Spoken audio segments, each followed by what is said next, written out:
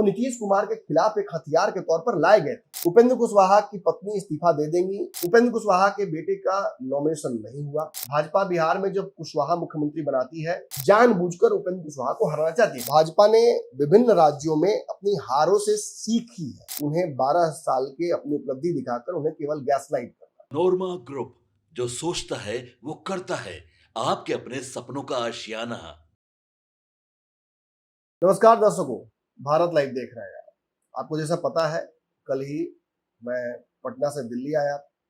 दिल्ली में प्रधानमंत्री नरेंद्र मोदी के 12 साल के कार्यकाल के उपलब्धि में भाजपा ने एक कार्यक्रम का आयोजन किया था भारत मंडपम में, जहां समिट हॉल में चुनिंदा पत्रकारों को देश भर से बुलाया गया था, जिनसे पहले तो भाजपा के राष्ट्रीय अध्यक्ष नितिन नवीन, फिर पूर्व राष्ट्रीय अध्यक्ष जेपी नड्डा और वर्तमान देश के गृह मंत्री अमित शाह ने मुलाकात की। उसके बाद 12 सालों की उपलब्धि अपनी गिनाने की एक कोशिश की। एक चलचित्र दिखाया गया जिसमें बताया गया कैसे उज्ज्वला योजना से लेकर बाकी सारी बातें देश में प्रधानमंत्री नरेंद्र मोदी के कार्यकाल में हुई। इस कार्यक्रम का कहीं से भी यह ध्येय नहीं था कि पत्रकारों को बुलाकर उन्हें 12 साल के अपनी उपलब्धि दिखाकर उन्हें केवल गैसलाइट करना, बल्कि देश भर के विश्लेषक, खासतौर पर राजनीतिक विश्लेषक, सामाजिक विश्लेषक, वैसे इन्फ्लुएंसर्स को, वैसे पत्रकारों को विशेष तौर पर बुलाया गया था जो मुखरता से अपनी बात रखते आए हैं। और सरकार भी जब उनसे सवाल पूछती है, आपको पता है चुनाव से पहले कई राज्यों में ये एक्सपेरिमेंट भाजपा ने किया है। इस बार बिहार चुनाव से पहले भी हुआ था, बंगाल चुनाव से पहले हुआ था कि पत्रकारों को बुलाकर वहां की समस्या को जानने की कोशिश करती है। वोटरों का मिजाज क्या है, किन मुद्दों पर चुनाव हो सकता है। जरूरी नहीं कि पत्रकार हर बार सही बात बोले, लेकिन एक आम राय शुमारी करके निष्कर्ष निकालने की कोशिश करती है भाजपा। और भाजपा के लिए ये समीकरण सफल भी रहा है। आप भाजपा को पसंद करें ना पसंद करें, आप उनके खिलाफ वोट करें, आप उनके विरोधी हो, इससे फर्क नहीं पड़ता। रणनीति वाइज भाजपा इस वक्त देश के बाकी राजनीतिक दल है उनसे कहीं रणनीति के मामले में आगे है। बंगाल चुनाव इसका जीता जागता सबूत है। आप कह सकते हैं वोट चोरी हो गई, आप कह सकते हैं कि ईवीएम हैक है, आपके मन में जो इच्छाएं आए, जो आरोप लगाना है आप लगा सकते हैं, आप स्वतंत्र हैं। लेकिन ये भी सच है कि पिछले 12-13 सालों में जो भी मैंने पत्रकारिता के दौरान जमीनी स्तर पर काम किया है, मैंने ये नोटिस किया है कि Bhajpa man to man connect करने में बहुत आगे निकल चुकी है। शुरुआती दौर में हमने देखा था कि बिहार में भाजपा को लड़खड़ाते हुए 14 में मोदी आए थे प्रचंडता से और 15 में बिहार में लड़खड़ा गए थे। तो बड़ी बात यह है कि भाजपा जिस तरीके से इस वक्त पूरे देश भर में अपनी सरकारें बना पा रही है, ये हमेशा नहीं था। भाजपा ने विभिन्न राज्यों में अपनी हारों से सीखी है, उससे सीख ली है और कहीं ना कहीं उस पर अमेंडमेंट करके, सुधार करके भाजपा ने अपने आप को यहाँ तक पहुंचाया है। ना तो मैं किसी भी स्थिति में, किसी भी परिस्थिति में भाजपा का सपोर्टर कहा जाऊंगा, ना मुझे भाजपा से कभी कोई बहुत लेना देना रहा है। इनफैक्ट मैं देश भर के उन पत्रकारों में से हूं जो किसी भी की भी सरकार हो उसके खिलाफ मुखरता से बोलता रहता हूं। मुझे की लाग लपेट वाली बात है नहीं। अब 14 करोड़ बिहारियों में से यदि कुछ लोगों को चिन्हित करके बिहार से बुलाया गया, कुछ पत्रकारों को, तो मैं यहां पहुंचा हूं। मैंने अपनी बात भी रखी है, जैसा कि आपने देखा कि मैंने सवाल भी पूछे हैं और मैंने वो सवाल पूछे हैं जो आपके मेरे जहन में लगातार आते हैं। आपको पता है G3 के माध्यम से, वीटो के माध्यम से पूरे देश दुनिया भर में घूम के बिहार में रोजगार के साधन बढ़ाना, बिहार में इंडस्ट्रियलाइजेशन लाना, बिहार में नए नए उद्यमों को शुरू करना, चालू करना, ये मैं एक छोटे पत्रकार के तौर पर कोशिश करता आया हूँ।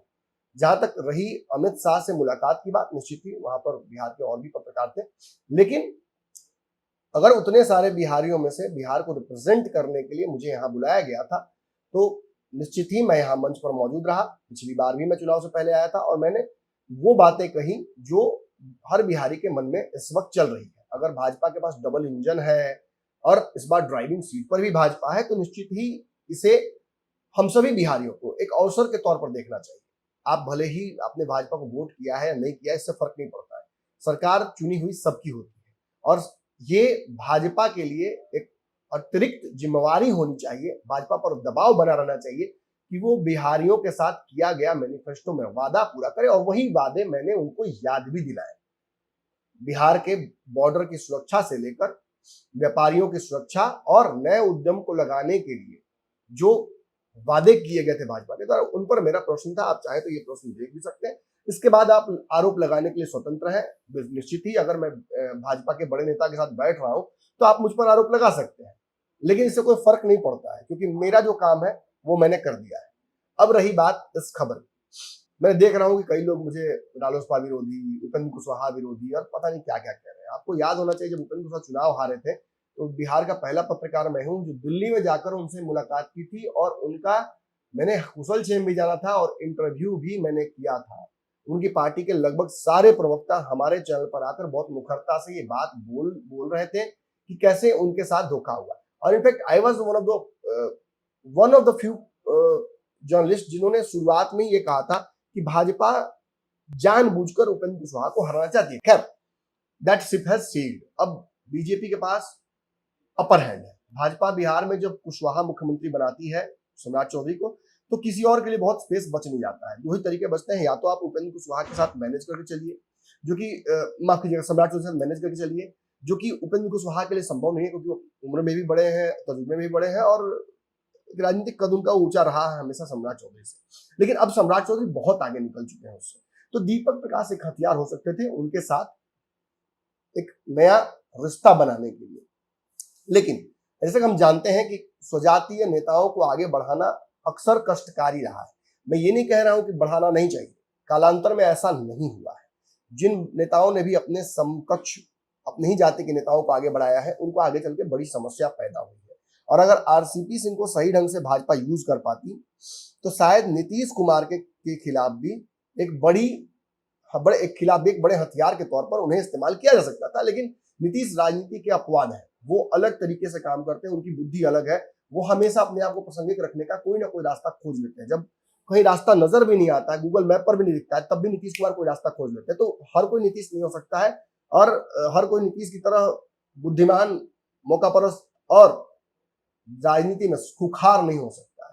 खैर, बात उपेंद्र कुशवाहा की हो रही है। उपेंद्र कुशवाहा के बेटे का नॉमिनेशन नहीं हुआ, वो एमएलसी नहीं बनेंगे, मंत्री पद से इस्तीफा देना पड़ेगा, ये संभावनाएं तय है। संवैधानिक तौर पर तो उन्हें इस्तीफा दे देना चाहिए, लेकिन नैतिकता, संवैधानिकता, इन सभी चीजों के अलावा भी हमारे संविधान में कुछ संभावना है। बिना इस्तीफा दिए भी वो मंत्री बने रह सकते हैं। उसके बाद उन्हें उस पद से हटाने की अनुशंसा करनी होगी वर्तमान सरकार को, या विपक्ष आज जाकर कंप्लेन करेगा तो फिर स्पीकर को करना पड़ेगा। खैर, इस डिटेल में अभी नहीं जानते, अभी पहले ये जानते हैं कि क्या संभावनाएं बच रही हैं। देखिए, दो संभावनाएं, या तो उपेंद्र कुशवाहा अपने बेटे को इस्तीफा दिलाकर किसी और को मंत्री बना दें, जायज होगा, या तो उपेंद्र कुशवाहा अपने बेटे को मंत्री बनाए रखें और इंतजार करें कि कोई उन्हें मंत्री पद से हटा दे, जो कि बहुत खराब होगा। और तीसरा है कि उपेंद्र कुशवाहा की पत्नी इस्तीफा दे दे काराकाट से और वहां से चुनाव लड़कर दीपक प्रकाश मंत्री बन जाए। रिस्की है। मैं उन पत्रकारों में से हूं जो बिल्ली गले में घंटी बांधता है। उपेंद्र कुशवाहा की पत्नी इस्तीफा दे देंगी, सेफ सीट हो जाएगा, वहां से चुनाव वो लड़ सकते हैं, प्रत्याशी तो चयन उन्हीं को किया जाएगा क्योंकि पार्टी उनकी है, कोई दिक्कत नहीं है। वहां से जीतेंगे, इसकी गारंटी क्या है? काराकाट के पिछले चुनाव का रिजल्ट याद है आपको? आपको ये जान लेना चाहिए कि उस क्षेत्र में जब भी उपेंद्र कुशवाहा गए हैं तो दोस्त से ज्यादा उन्हें दुश्मन मिले हैं। और क्या गारंटी है कि दीपक प्रकाश की भी फील्डिंग नहीं लगेगी? क्या गारंटी है कि दीपक प्रकाश के खिलाफ वहां षड्यंत्र नहीं होगा? क्या अपने षड्यंत्र नहीं करेंगे? देखिए, विपक्ष का तो काम ही वो हराने की कोशिश आपको करेगी, लेकिन अपने ही आपको हराने उतरेंगे। काराकाट वो क्षेत्र है जहां प्रशांत किशोर भी अपना इंटरेस्ट लगाएंगे, वो भी वोट काटेंगे, एनडीए का वोट वो काटेंगे, अंदर से खेल होगा ही होगा। सम्राट चौधरी चाहेंगे कि नहीं चाहेंगे कि दीपक प्रकाश फिर से मंत्री बनकर उनके छाती में मुंह डालने के लिए आ जाए, ये भी बड़ा सवाल खड़ा होता है। अब भाजपा के साथ पूर्व की तरह रिश्ते नहीं रह गए उपेंद्र कुशवाहा के, और आप अगर राजनीतिक रूप से परिपक्व है, यदि आपको यह लगता है कि भाजपा के साथ उपेंद्र कुशवाहा के रिश्ते बहुत अच्छे हो गए थे बीच में, उपेंद्र कुशवाहा के भाजपा के साथ रिश्ते कभी अच्छे नहीं रहे। Upendra Kushwaha was never the first choice Kushwaha for BJP. वो नीतीश कुमार के खिलाफ एक हथियार के तौर पर लाए गए थे। उपेंद्र कुशवाहा जानते हैं कि भाजपा के साथ विलय करना उनके ताबूत की, राजनीतिक ताबूत की अंतिम कील होगी, इसलिए वो नहीं जा रहे विलय करने। क्योंकि यही उपेंद्र कुशवाहा जब नदी नाला में अपना विलय कर सकते हैं तो समुद्र में विलय करने से दिक्कत क्या है इनको? अब मैं किसी पार्टी को नहीं कह रहा हूं, लेकिन आप जान लीजिए कि वही जदयू जहां पर उपेंद्र कुशवाहा कई बार अपनी पार्टी विलय कर चुके हैं, वहां कर लेते हैं, अपमान भी सह लेते हैं। लेकिन भाजपा जैसी पार्टी, बड़ी पार्टी में जाने में उनको दिक्कत है, जबकि उनकी राज्यसभा भी बनी रहेगी 6 साल, उनके पुत्र भी मंत्री बने रहेंगे 6 साल, कोई रोकने वाला नहीं दिख रहा है, फिर भी नहीं कर रहे हैं, क्योंकि उन्हें पता है कि आइडेंटिटी क्राइसिस होगी। यही बात उन्होंने अपने संवैधानिक चुनाव के दिन भी कही थी पार्टी, जिसमें आलोक सिंह उनके प्रदेश तक चुने गए। कहा उन्होंने साफ, एक पद के लिए हम पार्टी कुर्बान नहीं करेंगे, हमने बहुत कुछ सीख लिया है, पहले से सबक ले लिया है। खैर, सबक ले लिया है, अच्छी बात है, लेकिन जान लीजिए कि कल ललन सिंह ने जो बात कही है, this in a way completely seals any opportunity for Deepak Prakash in future as well. JDU उनकी फील्डिंग नहीं करेगी, नीतीश कुमार उनके पैरोकार नहीं बनेंगे, और ललन सिंह, याद रखिए वही ललन सिंह, जिस ललन सिंह की कुर्सी पर आफत आई थी, जिस ललन सिंह के मतलब खिलाफ कई रणनीतियां बनी थी, केंद्रीय मंत्री नहीं बने थे, तो यही उपेंद्र कुशवाहा के दरवाजे पर गए थे, और पार्टी के संसदीय दल के अध्यक्ष थे उसमें उपेंद्र कुशवाहा, क्या थे मुझे याद नहीं है, जदयू में थे, तो इन्हीं के पास काउंसिल के लिए गए थे, इन्हीं के पास भाईचारे के नाते वो पहुंचे थे, नीतीश के पास भी नहीं गए थे। और ललन सिंह को उपेंद्र कुशवाहा में एक मित्र, एक सहयोगी, एक साथी मिला था, उनकी बात उन्होंने सुनी थी। आज उपेंद्र कुशवाहा के पुत्र की बारी आई तो वही ललन सिंह ने क्या कहा है आपने सुना होगा, वीडियो होगी तो मैं जरूर चलाऊंगा, लेकिन हमारे पास वीडियो नहीं होगी शायद, मैं बता देता हूं उन्होंने कहा क्या है। ललन सिंह ने साफ तौर पर कहा कि संख्या के आधार पर चीजें तय होती हैं, ये चिनिया बादाम नहीं है कि लोगों को बांट दिया जाए, मतलब उन्होंने इस तरीके की बात की। तो ये सियासी झटका है, उस उपेंद्र कुशवाहा को झटका है जो उपेंद्र कुशवाहा ललन सिंह से एक समय खड़ा थे। तो यहां से तो रास्ता क्लियर होता है कि जदयू आपके साथ खड़ी नहीं है, चिराग पासवान से आपका बैर बहुत पहले ही से चल रहा है, उनके पार्टी के कुछ नेताओं को आपने थोड़ा सा इधर उधर किया था, आपके पार्टी के विधायक उनके संपर्क में रहते हैं, तो आपने सीटों को लेकर भी उनसे विवाद की था। तो खैर ये तो संभव नहीं है, मांझी अपवाद है, मांझी किसी के साथ नहीं है, वो केवल अपने साथ है, मांझी का साथ बहुत मिलना संभव नहीं है। पूर्व में भी ये जोड़ी बनी थी मांझी मलाह और कुशवाहा की, वो कितनी फिसड्डी साबित हुई थी वो आपको याद होगा, किसी जगह रह नहीं पाए साथ में। तो खैर अब उपेंद्र कुशवाहा की पैरोकारी कौन करेगा? केवल उपेंद्र कुशवाहा खुद, क्योंकि उनके समाज के लोग भी अब सम्राट चौधरी को अपना नेता मान चुके हैं। बस थोड़े मुट्ठी भर लोग हैं जिन्हें ना उधर जगह मिल रही ना इधर जगह मिल रही है, वो उपेंद्र कुशवाहा के साथ खड़े हैं। आप बुरा मत मानिए, ये सच है कि आप ऑप्शनलेस हैं, इसलिए आप उपेंद्र कुशवाहा के साथ खड़े हैं। आपके पास बेहतर विकल्प होता तो आप उनके साथ चले जाते, लेकिन अब तीर कमान से छूट चुकी है। जहां पार्टी के प्रवक्ता काराका 2.0 लिख रहे हैं, वहीं पार्टी के कई अनऑफिशियल जो फेसबुक पेजेस हैं उस पर भी एक से एक राजनीतिक पोस्ट आ रहे हैं। एक राष्ट्रीय लोक मोर्चा रालोम करके पेज, एक बार हमारे खिलाफ भी खबर उसने चलाई थी, हमारे खिलाफ भी उसने पोस्ट डाल दिया था, खैर उसमें फर्क नहीं पड़ता, उस पर बहुत सारी पोस्ट्स आ रही हैं। एक अनऑफिशियल दीपक प्रकाश का भी फेसबुक पेज है। देखिए आप जानते हैं अच्छे से, अगर फेसबुक पेज किसी के नाम पर कोई बनाता है तो आज के समय में importation is not very easy, cyber crime. अगर कोई कंप्लेन कर दे कि मेरा कोई आईडी बनाया हुआ है तो उसका आईडी 2 मिनट में उड़ जाता है, लेकिन फिर भी दीपक प्रकाश की आईडी बनी हुई है, उस पर लिखा हुआ है तुम्हारा धोखा और चुनौतियां दोनों स्वीकार है, वक्त का इंतजार करो, जवाब भी मुकम्मल दिया जाएगा। ये सीधे सीधे सम्राट चौधरी को हड़काया जा रहा है दीपक प्रकाश के अनऑफिशियल आईडी से कि हम आपको चुनौती दे रहे हैं। फिर ये देखिए आरएलएम के प्रवक्ता है, कह रहे हैं याचिका क्यों डाली गई, याचिका डालने का टाइमिंग क्या है, नॉमिनेशन से जस्ट पहले ही क्यों डाला गया दीपक प्रकाश वाले मामले पर याचिका, कोई राकेश सिंह है शायद उन्होंने डाला है, तो उन्हें वो क्वेश्चन कर रहे हैं कि ऐसा तो नहीं कि किसी अपने नहीं खेल कर दी। और एक मजेदार बात दिखाता हूँ, एक इससे भी मजेदार बात यह है कि ये जानते हुए कि इस वक्त विधान परिषद में एक भी कुशवाहा नहीं है, फिर भी उपेंद्र कुशवाहा के बेटे को जगह नहीं दी गई, एमएलसी नहीं दी गई। मतलब भाजपा ये मानकर चल रही है, एनडीए मानकर चल रहा है कि सम्राट चौधरी है तो सब कुछ चंगा है, कोई कुशवाहा नाराज नहीं होगा। लेकिन यह भी सच है कि दीपक प्रकाश के नॉमिनेशन नहीं होने की वजह से अब विधान परिषद पूरी तरीके से कुशवाहा विहीन हो जाता है। एक और मजेदार बात मैं बताता हूं आपको, पार्टी के ही प्रवक्ता हैं, आई होप कि उन्होंने पोस्ट डिलीट नहीं किया हो, मैंने, हालांकि वो पोस्ट डिलीट करने वाले व्यक्ति नहीं है, लेकिन उनके पोस्ट पर एक इंटरेस्टिंग चीज है जो मैं आपको दिखाना चाहता हूं। एक पोस्ट में उन्होंने सीधे सीधे ये कह दिया है कि जब नीतीश कुमार का बेटा मंत्री बना रह सकता है, जब शकुनी चौधरी का बेटा मुख्यमंत्री बना रह सकता है, जब रामविलास का बेटा मंत्री बना रह सकता है, तो दीपक प्रकाश भी मंत्री क्यों नहीं बन सकते हैं? क्यों नहीं बने रह सकते हैं? दीपक प्रकाश मंत्री बने रहेंगे, जो सपना देखना है जिसको वो देखता रहे। मतलब इस तरीके का पोस्ट उन्होंने का आई होप कि डिलीट न किया हो। मुझे लगता है कि पोस्ट डिलीट हो गया है, या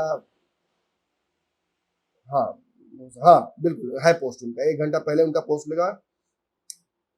मीडिया में गजब बात करती है, आरएलएम से एमएलसी हो सकते हैं लेकिन दीपक प्रकाश नहीं, आरएलएम से मंत्री हो सकता है लेकिन दीपक प्रकाश नहीं। अच्छा, ये कुछ और है। तो मतलब वो वाला पोस्ट या तो इन्हें डिलीट कर दिया है, या वो पोस्ट जो है, तो वो पोस्ट लगता है कि डिलीट किया जा चुका है। उस पोस्ट को कई जगहों पे मैं आई एम श्योर कि मैंने स्क्रीनशॉट ले रखा है, अगर मिलता है तो मैं जरूर आपको दिखाता हूँ। खैर, इसके अलावा भी कई पोस्ट किए गए हैं, कई अनऑफिशियल आईडीज हैं, जिन आईडीज में कभी उपेंद्र कुशवाहा की बहू के नाम पर है, कोई पार्टी के नाम पर है, कोई पार्टी के क्षेत्रीय इकाइयों के नाम पर है, और सभी में लगभग ये स्पष्ट किया गया है कि जब बाकी मंत्रियों के पुत्र बन सकते हैं, विधायक, सांसद और पदों पर रह सकते, तो केवल दीपक प्रकाश के खिलाफ क्यों? और ये सच जायज भी है कि केवल दीपक प्रकाश क्यों, लेकिन इसका एक एक्सप्लेनेशन है।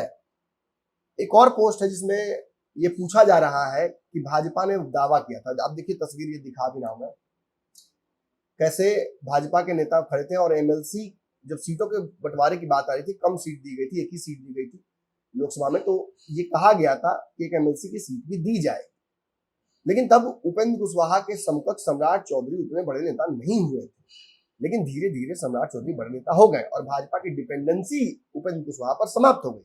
तो राजनीति में यही होता है, जब काम खत्म हो जाता है तो इंसान भी एक तरीके से मतलब पॉलिटिकली साइडलाइन हो जाता है। आरसीपी सिंह के साथ यही ना किया भाजपा ने, कई नेताओं के साथ यही होता है।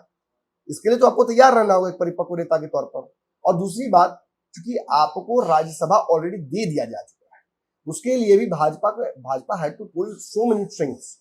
भाजपा को बहुत कुछ करना पड़ा आपके उस सीट को बचाए रखने के लिए। तो भैया, जब राज्यसभा दे ही दिया, आपसे 10 रुपए का वादा था, 100 रुपए का नोट आपको दे दिया, तो आप कह रहे हैं कि 10 रुपया वो भी दे ही देते हैं। भाजपा तो यही मान के चल रही है ना कि आपका वादा पूरा हो गया। तो पेच यहीं पे आके फंसता है। अब बड़ा बात यह है कि क्या उपेंद्र कुशवाहा परिवारवाद से पीछा छुड़ाने के लिए, जैसे कि चिराग पासवान ने स्पष्ट तौर पर अपने पार्टी के कार्यकर्ता को, भी मुस्लिम समाज से आने वाले अशरफ अंसारी को एमएलसी दे दिया, भाजपा ने भी कई कार्यकर्ताओं को जगह दी, जदयू ने भी छोटे छोटे कार्यकर्ताओं को जगह दी, तो क्या उपेंद्र कुशवाहा बड़ा दिल दिखाते हुए अपने किसी दूसरे विधायक को, 3 में से माधव आनंद फ्रंट रनर है, रामेश्वर महतो पर अब उनको भरोसा रह नहीं गया है, आलोक सिंह को ऑलरेडी प्रदेश अध्यक्ष बनाकर सेंटिंग में डाल दिए होंगे, तो क्या माधव आनंद की लॉटरी लगेगी? भूमिहार समाज से आने वाले माधव आनंद उपेंद्र कुशवाहा के आंख नाक कान थे, कुबेर थे, पार्टी के लिए बहुत कुछ किया, सालों से है। आई थिंक उनसे ज्यादा लंबा कोई उनके साथ टिका नहीं है, ज्यादा लंबा कोई टिकता भी नहीं है उपेंद्र कुशवाहा के साथ। तो अगर वो पढ़े लिखे भी ज्यादा है दीपक प्रकाश से, उनके चचा जैसे हैं, काफी दिन से ड्यू भी है, तो क्या उनको मंत्री बना देंगे या अपनी पत्नी को मंत्री बनाएंगे? तो फिर परिवारवाद पर ठप्पा लग जाएगा। उस दिन बोल रहे थे कि पार्टी परिवार ही है मेरा, बेटे को बना दिया तो आप हल्ला कर रहे हैं, पूरी पार्टी ये परिवार है, किसी को बना सकते हैं। तो अब बड़ा प्रश्न खड़ा होता है कि अपनी पत्नी को बना रहे हैं या माधव आनंद को। आई थिंक अगर मैसेज देना चाहेंगे, लॉन्ग टर्म खेलना चाहेंगे, जो कि उनसे होता नहीं जल्दी, लॉन्ग टर्म पे नहीं चलते हैं उपेंद्र कुशवाहा, तो हो सकता है कि वो माधवन को बना दें। तो फिर इसमें एक बड़ा सवाल खड़ा होता है, माधवन बन जाएंगे तो फिर दीपक प्रकाश की संभावना समाप्त हो जाएगी। उनके पास आगे चल के बहुत समय है राजनीति में, लेकिन फिलहाल उनके रास्ते बंद हो जाएंगे और आगे कैसे रास्ता खुलेगा, बन पाएंगे कि नहीं बन पाएंगे, इसमें सवाल खड़ा होता है। एक दूसरा रास्ता जो बहुत प्रैक्टिकल नजर आता है कि उनकी पत्नी इस्तीफा दे दें और उस सीट से दीपक का चुनाव लड़ दें, जीत गए तो मंत्री, नहीं जीते तो फिर राजनीति समाप्त। ये जान लीजिएगा, मैं फिर एक बार आपको समझा देता हूं कि इतनी आसानी से चुनाव वहां से दीपक प्रकाश को जीतने नहीं देंगे कुछ आपके प्रिय मित्र। अब धमका धमकी का दौर जारी है, फिर आपसे मुलाकात करेंगे। मैंने अमित शाह से जो सवाल पूछा है उसका वीडियो मैं इसमें लगा देता हूं, देख लीजिए, उचित लगे तो बोलिए, नहीं तो अगली बार पहले ही मना कर दीजिएगा कि नहीं जाइए, आप मत जाइए, हम लोग को अच्छा नहीं लगता है आप बिहार को रिप्रेजेंट करते हैं, तो हम बिहार से किसी और को भेजेंगे। जो लगे आपको तो उसको भेजिए, कोई दिक्कत नहीं है। वहाँ बहुत उम्मीद बढ़ गई थी लोगों की कि नॉट ओनली बंगाल, बिहार में भी कोई बड़ी समस्या है जब मैं जाता हूँ। और दूसरा सर, इंडस्ट्रियलाइजेशन को लेकर बिहार बहुत दिन से वेट कर रहा है। Now that you have double engine, तो क्या प्लान्स अब आपके हाथ में, आपकी सरकार, now you're on the driving seat। अभी जाता हूँ तो ऐसा कि बंगाल भी 200 दे दिया तो मतलब प्यार बटेगा नहीं ना बिहार से। तो बहुत लोग वेट कर रहे हैं, पीपल वांट टू नो कि अब क्या होगा। आपके सपनों को हमने सजाया है, ई होम्स पैनोरामा को हमने बनाया है। ई होम्स मेरा एक सपना था जिस पे मैं पिछले 4 साल से काम कर रहा था। हमने जो बनाया है वो सबने है माना। ई होम्स पैनोरामा में हो आपका भी आशियाना। और फाइनली हमने 2021 में इस प्रोजेक्ट को लॉन्च किया। बहुत लोग अप्रिशिएट कर रहे हैं कि पूर्णिया जैसे शहर में, बिहार के, एक तो बिहार की बात करें उसमें भी पूर्णिया जैसे छोटे जगह में इस तरह का लाइफस्टाइल देना, ये सुन के हम लोगों को बहुत अच्छा लगता है। ई होम्स में हमने कुछ और भी किया है, जैसे हम जिस जगह में रह रहे हैं हमारे फैमिली सिक्योर हो, उनको सिक्योरिटी का ध्यान में रखा है।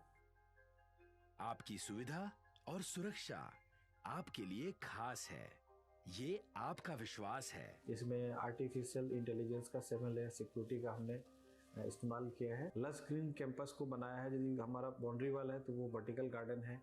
ये जितनी भी फैसिलिटी होता है एक इंटरनेशनल टाउनशिप में ई होम्स है, ये हम लोग विश्वास नहीं कर पा रहे हैं। जो भी हमारे मित्र दोस्त या जो भी हमारे बाहर के बाहर आते हैं तो हम लोगों को बहुत अच्छा सुनने को मिलता है और बहुत अच्छा क्रेडिट मिल रहा है। वो सारा हमने सिर्फ एक बिल्डिंग नहीं बनाया, हमें एक बहुत अच्छा लाइफस्टाइल दिया ई होम्स में, और मेरा एक सपना था जिसको मैं आज फुलफिल होते हुए देख रहा हूँ। ये आपका आवास है। ई होम्स पैनोरामा में अब आपका निवास है। E Homes Panorama, luxurious lifestyle redefined. Panorama group, जो सोचता है वो करता है। अगर ये वीडियो पसंद आई और वह बिहार के राजनीति और बिहारियत से सरोकार रखेनी तो सब्सक्राइब बटन दबा के चैनल के सब्सक्राइब कर ली। ओजे एगो घंटी बा, ओकरा बटन दबा देला से कुल सटीक और मारक खबर रुआ मुफ्त में मिल जाई। अगर रुआ पत्रकारिता के हमनी के नया प्रयोग में सहयोग कर चाहतानी तो ज्वाइन बटन दबा दी। पेटीएम नंबर नोट कर ली 9386816700।